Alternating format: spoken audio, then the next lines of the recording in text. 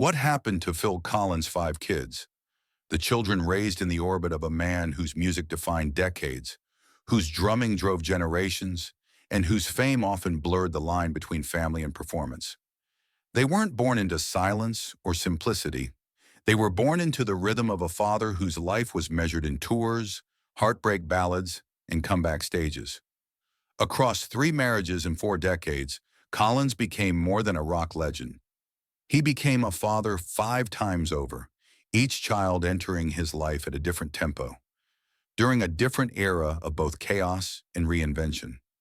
It began in the 1970s, before the solo hits, before In the Air Tonight, before the divorces and reunions and red carpets. Back then, Phil Collins was still a drummer in Genesis, just beginning to feel the weight of creative control. And the first child to enter that world wasn't a biological daughter, but one he chose, Jolie Collins. Jolie was born in 1972 and adopted by Phil shortly after his marriage to Andrea Bertarelli. The family settled in Canada, far from London's studios, in the chaotic pulse of rock stardom. In those early years, Phil wasn't yet the global icon he would become. He was a musician on the rise, balancing ambition with fatherhood, trying to keep his art and his home life from colliding. For Jolie, childhood was calm, at first, but as Genesis exploded, so did the distance between Phil and the domestic life he had tried to hold together. By the time she was 7, the marriage was crumbling. The long absences, the strain of growing celebrity, and the growing chasm between what Phil wanted and what Andrea could endure ultimately led to their divorce in 1979. Jolie remained in Canada with her mother while Phil returned to England, heartbroken and newly obsessed with songwriting as therapy. In the Air Tonight, the haunting anthem that marked his solo debut, was born from that breakup. It wasn't just a song, it was an exorcism. But while the world listened in awe, Jolie heard something else. Her family unraveling in slow motion. Yet despite the distance, she never disappeared from Phil's orbit. As she grew, she carved her own path in film and television, becoming one of Canada's most respected actresses and producers. She founded Storylab Productions and launched her own film, Becoming Redwood, which explored fatherhood, abandonment, and the quiet hope of reconciliation, themes that were never far from her reality. And even though she wasn't often photographed with Phil, the connection endured. Years later, when Phil tried to retire from music for the first time, it was Jolie who pulled him back. She reminded him that purpose matters, that art keeps the soul from atrophying, and Phil listened. Because when a daughter speaks to the part of you that still wants to live, you tune in. While Jolie grew up in Vancouver's creative circles, her younger brother Simon Collins was living a parallel, yet different version of the same legacy. Born in London in 1976, Simon was Phil's first biological son, and from the moment he could hold sticks, he was drumming. Not as a party trick, not as a rebellious echo, but as a calling. At 8, Phil gifted him a drum kit. At 10, Simon was already following Genesis on tour, wide-eyed and silent, absorbing more than anyone realized. Growing up with a famous father meant access to everything: music, mentorship, even backstage pass intimacy. But it also meant expectations. It meant being seen as an extension of Phil rather than his own artist. And Simon, fiercely independent even as a teenager, hated that. He loved his father. He respected him. But he also wanted out from under the shadow. So he moved to Canada as a young adult, reinventing himself far from the English press and the persistent comparisons. There he launched his own music career, first with solo projects, then as the lead of the progressive rock band Sound of Contact. He explored darker, more experimental sonic landscapes than his father ever had, weaving electronic textures and philosophical lyrics into music that felt less stadium and more soul-searching. But their bond was still there. It surfaced not in big moments, but in quiet collaborations. In 2008, Phil contributed drums to Simon's track The Big Bang, a studio session that meant more than either of them said aloud. It was the first time they'd truly made something together, not as father and son, but as peers. Simon was carving out his path, and Phil, now older and softer, seemed proud. Not because Simon was successful, but because he had become someone whole. As time passed, the siblings, scattered across countries, careers, and styles, remained in touch, usually over Zoom or rare family reunions. The Collins family never posed as perfect, but what held them together wasn't public display. It was music, resilience, mutual survival. By the time Simon was turning 40 and Jolie had become a mother herself, Phil's health began to fade. Years of touring had worn down his spine, and by the late 2010s, he could no longer play drums with the same fire. Still, he kept performing, this time with his youngest son, Nick, behind the kit, a torch being passed in real time. But before Nick or Matthew arrived, there was Lily, the daughter who would turn the family's legacy into something entirely her own. That story would begin 6 years after Simon's birth, during a new marriage, in a new country, with a different kind of storm waiting. And when Lily stepped into the spotlight, she wasn't just Phil Collins' daughter. She was about to become something the rest of the world couldn't ignore. If Jolie and Simon were the foundations, the first to inherit both the magic and the mess of Phil Collins' rising fame, then Lily Collins was the child who entered just as that fame turned seismic. She was born on March 18, 1989, in the final stretch of the 1980s, to Phil and his second wife, actress Jill Tavelman. By then, Phil wasn't just a frontman or a drummer. He was one of the most famous musicians in the world. No Jacket Required had won him Grammys, chart domination, and global recognition. His voice was everywhere: radios, arenas, television. But while the world saw a man at the peak of power, inside the home, something much more fragile was unraveling. Lily was just 5 when her parents divorced, a separation marked by press coverage, courtroom tension, and quiet emotional fallout. For most of the public, it was just another celebrity breakup.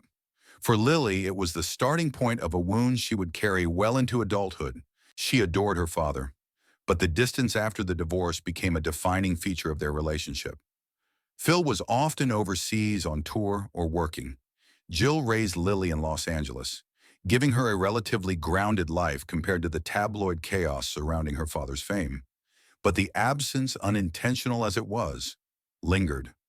Still, Lily never let the complexity of her upbringing define her ambition.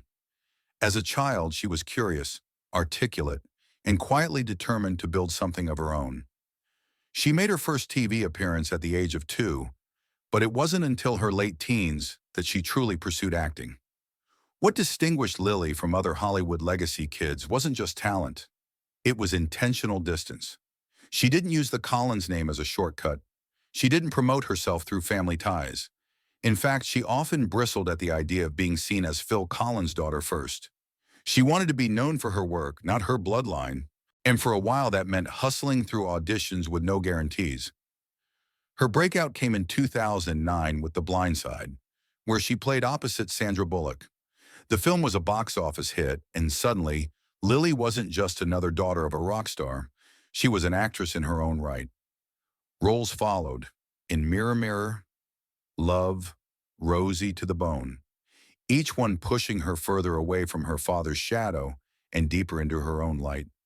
But despite her rising success, the silence between father and daughter still echoed. In her early 20s, Lily began to write, not scripts or screenplays, letters. She eventually published them in a memoir titled Unfiltered, where she opened up about body image, heartbreak, and yes, her father. She didn't attack him. She didn't accuse. She acknowledged the absence, the hurt, the years of unanswered questions. But more than anything, she forgave him, not for the sake of the book, but for herself. It was her way of reclaiming the past without letting it cage her future. Over time, their relationship softened. Phil, by then slowed by health issues and reflective in a way fame never used to allow, reached back across the distance. They reconnected, slowly, carefully. Not through grand gestures, but through real time spent. Texts, visits, quiet conversations. When Lily married director Charlie McDowell, her father wasn't just invited. He was present. And as Lily's career exploded with the success of Emily in Paris, the world began to associate the Collins name with something new. It wasn't about drumming anymore. It was about reinvention. Lily took a franchise and turned it into a global phenomenon. Not just a romantic comedy, but a character-driven cultural export. She earned Golden Globe nods, became a style icon, and managed to balance accessibility with authenticity in a way few celebrity children ever do. And still, in the background, her father watched proudly. She wasn't performing his legacy, she was rewriting it. Not through music, but through presence. Not through spotlight, but through control. By the time she turned 35, Lily had become more than a breakout star. She was a producer, a writer, a wife, and, most importantly, a daughter who had chosen to rebuild instead of resent. Her siblings watched with admiration. Jolie, rooted in Vancouver, followed Lily's rise with quiet pride. Simon, ever the musician, appreciated the discipline she brought to an industry that rarely rewards subtlety. And though they lived continents apart, the Collins siblings were finding their own rhythm. Not one inherited, but one composed individually and stitched together by shared blood, complicated pasts, and a father whose life had shaped them in different ways. But Phil Collins' story as a father wasn't finished. In the 2000s, long after the stadium tours and divorce headlines had faded into archives, he found himself starting again, this time with Orion Seavey, his third wife, and the mother of his two youngest sons. The marriage was both hopeful and turbulent, filled with reconciliations, ruptures, and ultimately, another split. But from it came two sons, Nicholas and Matthew, who would bring the Collins legacy full circle, and one of them in particular would do what even Lily hadn't dared, step directly into his father's shoes, pick up the same sticks, and beat the same rhythms in front of the same crowds. His name was Nick, and by his teenage years, the torch wasn't just being passed, it was already burning in his hands. If Jolie and Simon helped Phil Collins understand the weight of family, and Lily forced him to confront its emotional cost, then Nicholas and Matthew were his chance to rediscover what it meant to show up. Not as a rock icon, but simply as dad. Phil's third marriage to Orion Seavey began in 1999, during a time when his career had cooled just enough for real life to creep in. He was in his late 40s, recovering from years of touring, and living with the long shadow of earlier estrangements. When Nick was born in April 2001, Phil had already begun stepping back from the frantic pace that defined his prime. This time, he promised, things would be different. And for a while, they were. Nick's childhood wasn't built around missing plane tickets or voicemail apologies. It was built around rhythm, drumsticks, rehearsals, family dinners. His earliest memories were of watching his dad play, not on tape, but from the side of the stage. He wasn't raised in awe of Phil Collins. He was raised in proximity to him. And by the time he was a toddler, Nick wasn't just watching, he was mimicking. At age 2, he sat behind a kit. By 10, he had timing. And by 17, he wasn't just Phil's son, he was Phil's drummer. When Phil returned to the stage in 2017 for his Not Dead Yet tour, he did so from a chair. His health had deteriorated, spinal injuries, nerve damage, hearing loss. The body that had once driven Genesis was now dependent on a cane. But Nick stood where his father once had, behind the drums. And when the first notes hit, the audience didn't hear a son filling in.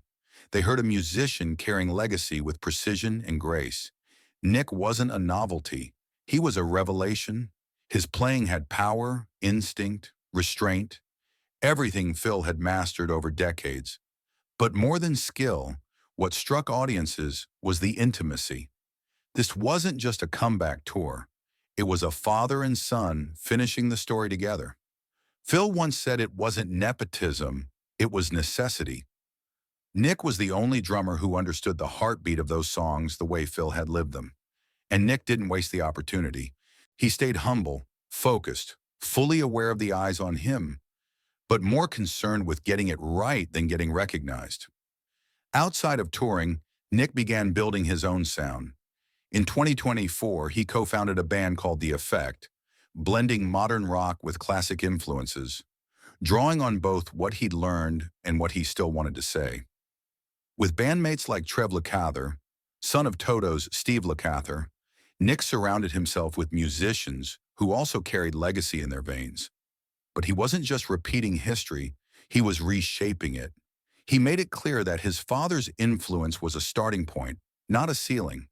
Interviews focused less on the surname and more on the sound. And behind the scenes, Phil remained his biggest fan. Off stage now, but never out of earshot. And then there was Matthew. Born in 2005, he came during the final act of Phil's fatherhood. The last child, the quietest. The one who arrived when Phil's voice had already weathered stadiums, and his body had begun to surrender to time. Matt didn't enter the music world, and he hasn't tried to. While Nick chased beats and crowds, Matt chose privacy. He grew up mostly off-camera, protected from the chaos that engulfed his older siblings. His life was one of low profiles, school routines, and family moments that never made headlines. Yet even in the silence, he played a role. When Phil and Orianne briefly reconciled in the 2010s, it was Matt who reportedly wished for it on his birthday. For a moment, the family reunited, but by 2020 the split returned, and Phil, older and more fragile, retreated once again. Still, Matt stayed close. He joined his family courtside at basketball games, posed for photos, offered support from the sidelines while the world watched his father fade. As Phil's health declined, the Collins siblings remained spread across continents. Jolie in Canada, Simon balancing music and sobriety in Europe, Lily filming across the globe, Nick on tour, and Matt quietly growing up. But despite the distance, the thread between them remained. Not because they shared a perfect family, but because they all understood what it cost to be raised by a man who belonged to the world before he ever truly belonged to them. And yet they each found a way to make peace with that truth. Jolie became a producer. Simon stayed a musician. Lily built an empire in film. Nick followed Phil onto the stage. And Matt, in his quiet, unknowable way, reminded everyone that being visible isn't the same as being valued. So what happened to Phil Collins' 5 kids? They survived him, in life, in legacy, and in the space he sometimes left behind. They turned the chaos of fame into careers, the gaps in connection into clarity. Some picked up his rhythms, some wrote their own, but none of them disappeared. None of them were lost to the machine. They became a testament to resilience, to reinvention, to the long, messy, beautiful arc of family. In the end, Phil Collins didn't just leave behind albums and sold-out arenas. He left 5 children who carry his name and something deeper, a rhythm that can't be taught, only inherited. If you found this breakdown powerful and want more deep dives into the hidden lives of Hollywood's forgotten children, subscribe to our channel. Your support brings these invisible stories to light. Thanks for listening.